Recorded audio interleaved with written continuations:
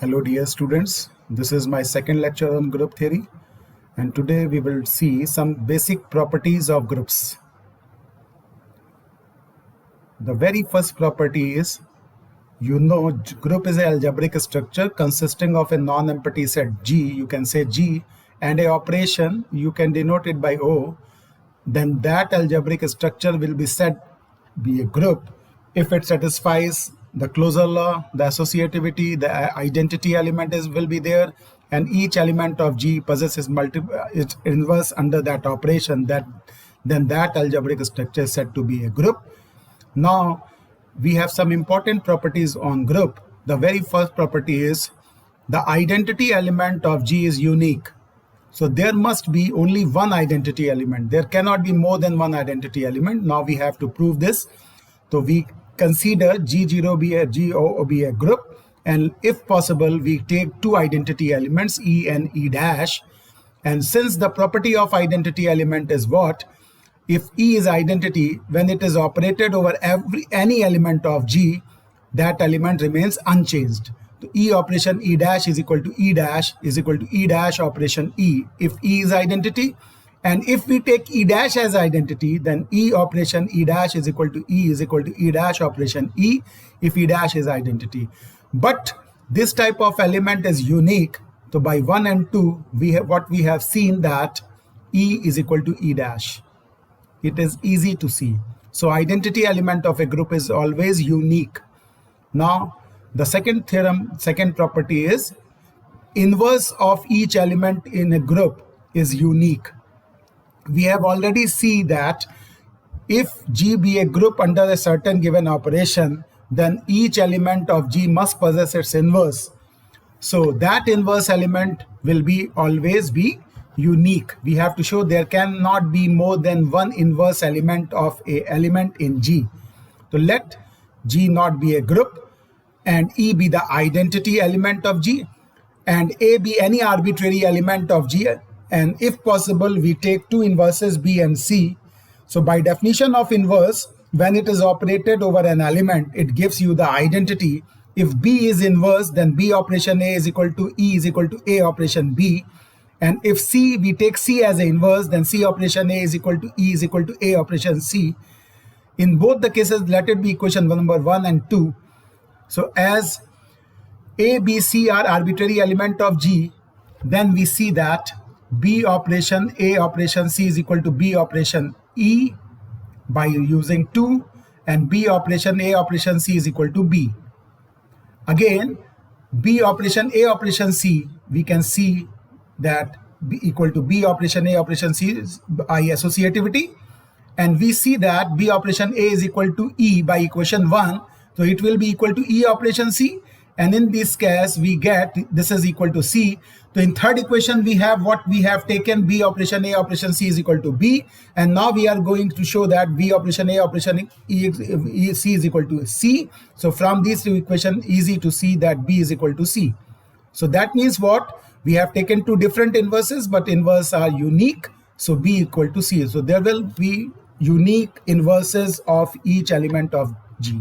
Inverse is unique.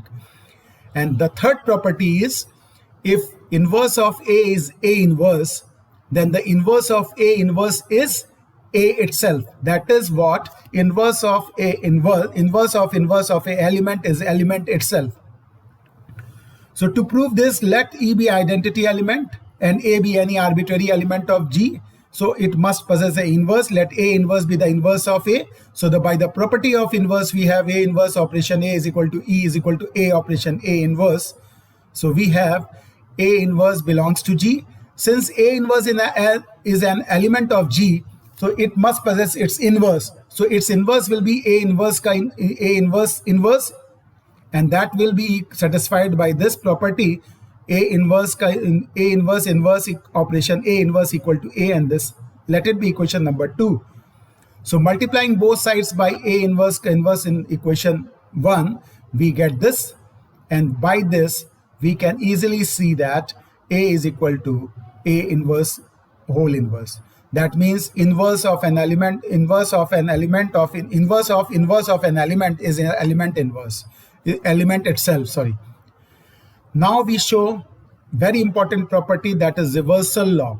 If A and B are any two element of G, then A operation B whole inverse will be equal to B inverse operation A inverse. This is called reversal law.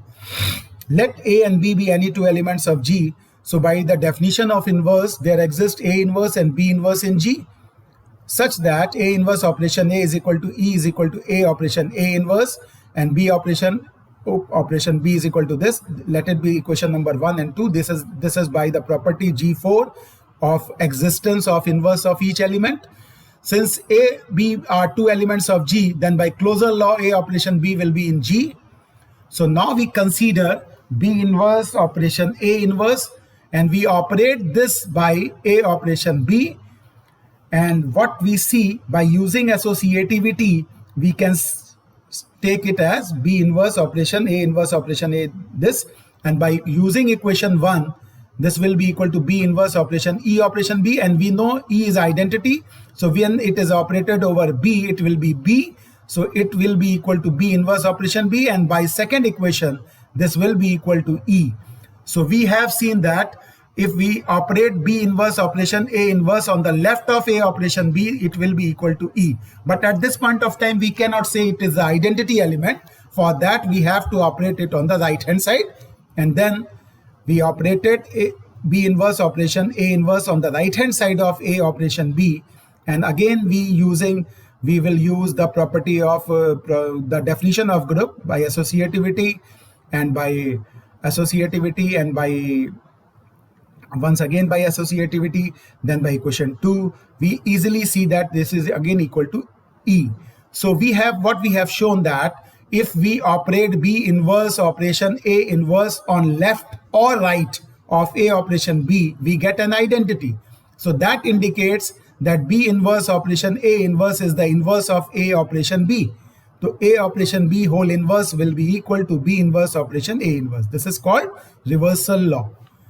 Now we go to the next property, very important property, which is cancellation law. That is, in a group G, for all A, B, C belonging to G, A operation B is equal to A operation C implies B is equal to C. This is called the left cancellation law. And B operation A is equal to C operation A implies B is equal to C, right cancellation law. Now we are going to show it. So let A be any arbitrary element of G. So this implies, by the definition of inverse, A inverse belongs to G, such that this thing by the definition of inverse. And now consider A operation B is equal to A operation C. Since A belongs to G, so A inverse belongs to G. So by operating A inverse on the both sides of this equation, and by using associativity, you will get this. So this can be easily done, that B is equal to C. So that is what the left cancellation law holds. Now we are going to show the right cancellation law. For this, we can take B operation A is equal to C operation A, and by operating A inverse on the right hand side of both the sides, then we get this, and using associativity, we can easily show that B is equal to C. So this is the right cancellation law. This is the fifth property of basic property of group. Now we are going to show the sixth property. That is what?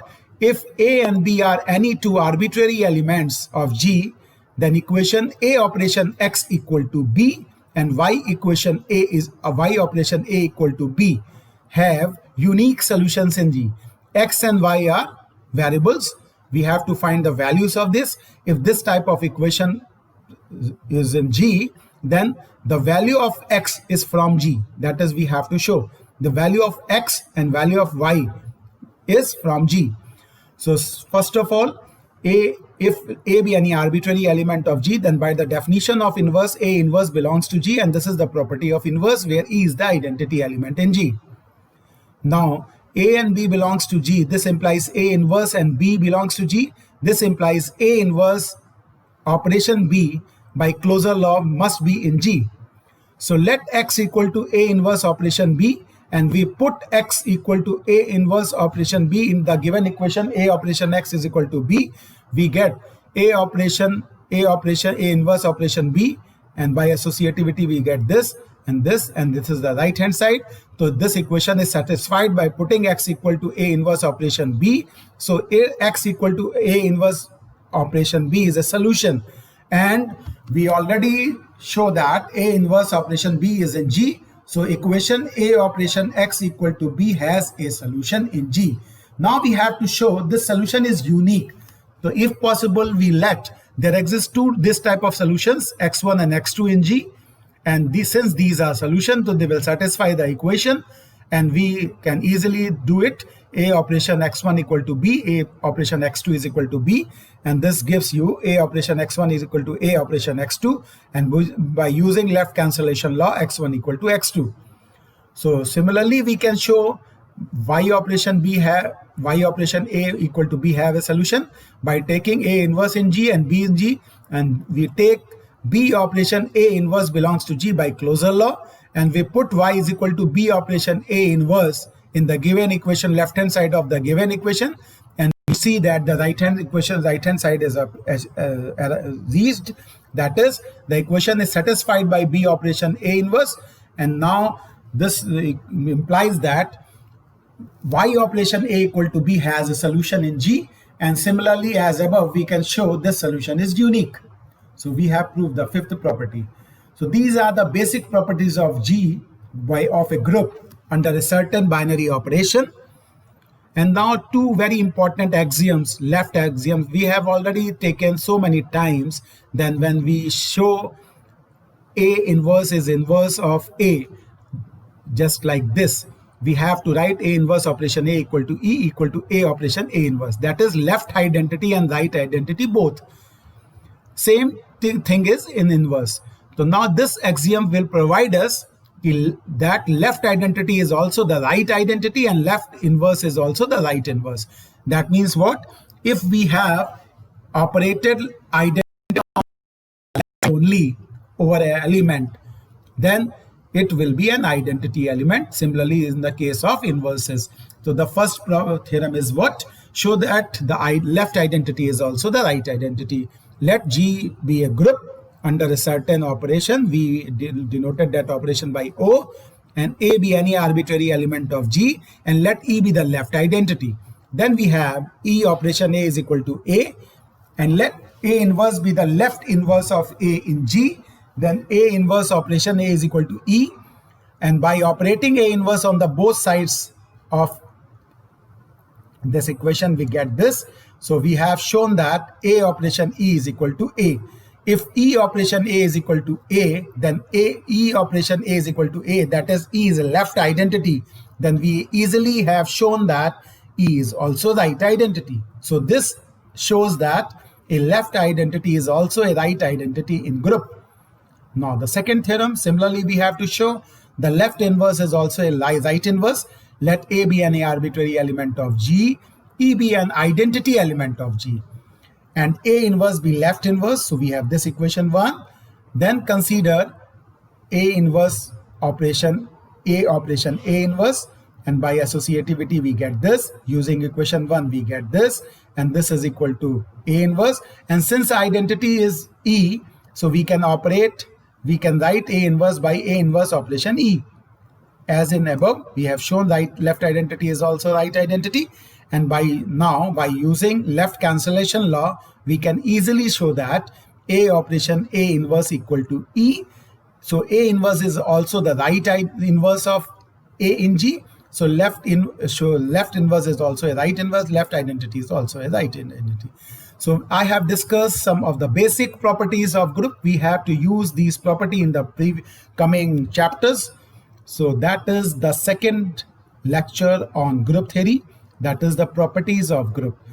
One more thing I have to explain. If someone asks you how many minimum number of elements required to form a group structure, so that answer will be only one element, and that element must be the identity element of the set. So with the identity element, singleton element, we can form a group structure. So that's all for the second lecture. Hope you understand it. So now we will be back with the next lecture. Okay, thank you.